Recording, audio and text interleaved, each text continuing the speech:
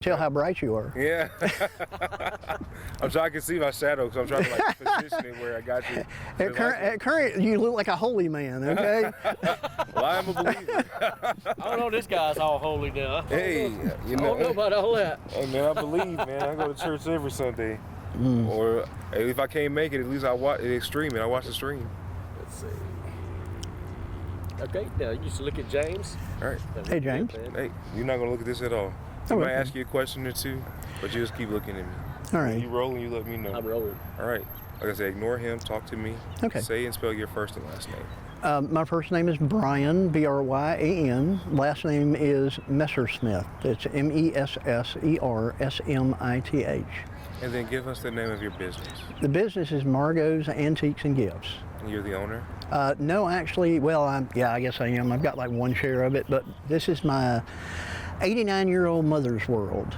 She's Margot. She's Margot. Yes, she's Margot. She's the founder. She's the owner. She's not able to take care of a lot of it nowadays, so I've stepped in to help her and carry on her legacy, in deference to her. First, I just want to ask, she's had this, you said 89 years, or she's 89 years old? She's 89 years old. So how long has the business been? She's been in business for over 50 years. When we bought the first building there, we own 3. When we bought the first building, I was in my 20s. I'm 66 now. And so we renovated the building, did it. We were able to buy the first building, then we bought the third building, then we were able to buy the, building in the middle. We were some of the first people to actually, buy and renovate buildings in downtown Cullman. So you've been here for a while? Basically, yes. most of your adult life? Yeah. Well, I don't know how adult I am. Don't ever grow up. That's what they say. I just want to ask, what was your reaction to kind of just see, because I've heard so many stories in the last 24 hours just kind of about the history of this building, just kind of the emotional connection the city has to this place. What was your reaction just kind of to see this happen? Well, I'm a history buff. You can't be in the antique business and not enjoy and love history. I myself and my family, we used to shop at Stephen Meyer's. I remember going in and getting my suits or shoes, and back then, whenever I was a little boy, everybody wore hats, so I remember getting hats there too. And I remember they used to carry Stetsons and stuff like that, and Stetsons made more than just cowboy hats. They had a very large ramp, because if you see, the buildings actually are kind of on a slope. You see how the sidewalk slopes there? They had a ramp from building to building. Well, the one going from our building 1, where the sign for the business is, the main entrance, there was a long ramp that went way up into their building there, and kids love ramps. Yeah. Okay, they'll play on a ramp. So whenever we first got renovating the building and everything, our building, there was like an 80-year-old guy that was standing there at the opening, because we had made a shelf system out of it. I had taught my dad into not just bricking it up, but just inset it and then build a shelf system. And there was a guy that was standing there looking at that shelf area. And I walked up to him and I said, "You remember that ramp, don't you?" He said, "Yeah, I do." He said, "My parents told me not to play on that ramp." He said, "I got the worst whooping of my life." So, yeah, I very much remember Stephen Meyer's. And there used to be a store that was in the 70s. It was like the groovy place to get things. It was called Red's Attic. They had the black lights and the posters and all the groovy clothes and stuff like that. So, I'm that day and age, So how's your business fare? Did you guys have much damage?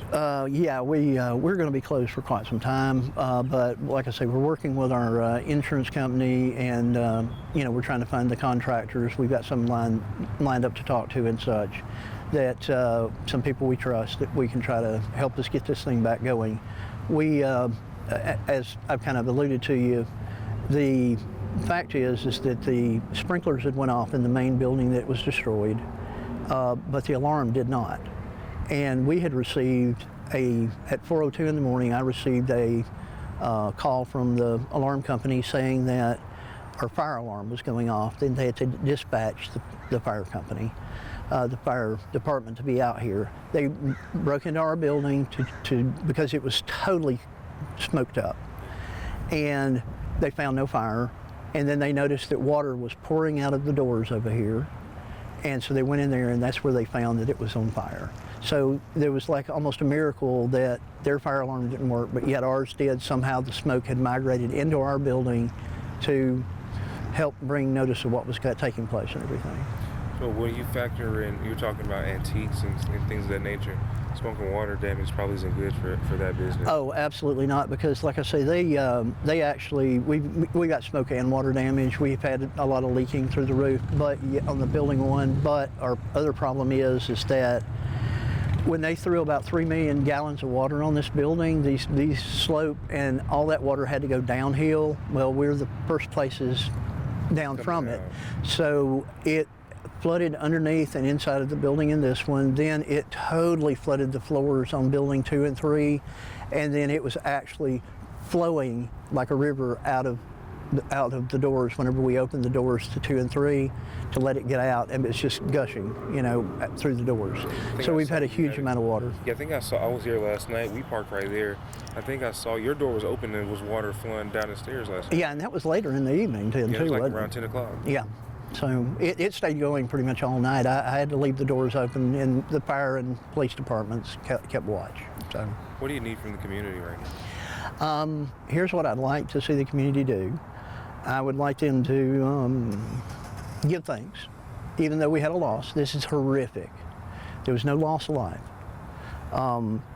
Pray for those that need prayer. Assist those that maybe lost everything. There are some businesses that didn't have have insurance. There were the businesses I'm talking about that were in this, like the lady that has the herb shop. She didn't have any insurance on hers. She lost all of her inventory. The person that had the coffee shop, he's an older fellow that he used it to stay busy. He lost not only the business, but a lot of mementos that were from his father, because it was his father's business. So I would love the community to come together. And I would love for the people, once we get going again, these different businesses, for them to come back and be stronger. That's really what I'd like. I know I probably missed a lot of different things I should have said, but that's kind of the way I feel, because I feel like that there were, when there's a tragedy, there can also be sometimes good things come out of it. And so I think it might make us a little stronger, sort of like what happened with the tornado. We had it rip through here, and we came together as a community. I think that this can help us to maybe come together and be stronger. Let me ask you this. In the face of a tragedy such as this, how difficult is it for you to keep your faith? Whenever I see miracles and what happened, very easy. Why? Well, because like I had alluded to you before, simple little things. You had this right here, this building was basically a wood structure. It was built in 1892. Over the years, it had a lot of modifications, and it had different structures with roofs, probably about 3 different ones that were put on top of this. When the fire got in that, it was going to be hard to extinguish, regardless of what happened, because of the way that it was. All the fire department people that knew about this building and everything else, because it was wood, because wood is susceptible. The original building in 1888 burned down in 1892, and they quickly rebuilt. So this is not the first time this has happened on that location. So it can happen. And the fact is when their alarm system didn't go off, yet ours did when it filled the smoke from that into our building, that's pretty miraculous, because this entire block could have gone. This actual, or a half block or whatever, this could have been huge. This is tragic. Just absolutely tragic. But this could have been much, much worse. Like much worse. So this is probably, if you asked any fire department person, and I've talked to several of them about it, they said it is the best fire stop that they've ever seen. It's kind of like a miracle. So that's another point of faith right there too. When you put it that way, yeah. Then on top of that, no loss of life, no loss of life. It's just stuff. Remember, we're just tourists. I'm a visitor. So if you got anything for him? All right. You said it's gonna be a long, long while. We're so early. You mentioned you were already talking to your your insurance folks. What's best case scenario outlook right now? What are you thinking? Are you talking about like time frame? Time frame, yeah. Yeah, well, time frame, probably several months. So what I'll probably have to do is stagger it. I may be opening. See, the building one is a wood floor. It's had a lot of water get underneath it. I've got to worry about whether there's warpage or anything else that's going to happen because it's got a heart pine floor. But the buildings 2 and 3 are concrete floors. So I'm gonna lose the floors because the tiles will lift and all that, which that's kind of normal. And then what I'll probably do is I'll probably concentrate on building 2 and 3 to see about getting them open quicker, and then I'll be able to focus on getting the main building back open. We're hoping that our problem is right now is we actually have Christmas and everything ordered. We don't know how much of this inventory we're surely going to be able to salvage, so that means because Christmas is a huge season for us because the middle building is a year-round holiday shop. It was Cullman's only year-round Christmas shop. It's like, what we do. It's what we're known for too. I mean, of course, with a lot of the antiques and the unique kind of stuff that we bring in. And the home decor. So, being 3 buildings, you have a lot of different things, but that one whole building was dedicated basically to holiday and Christmas.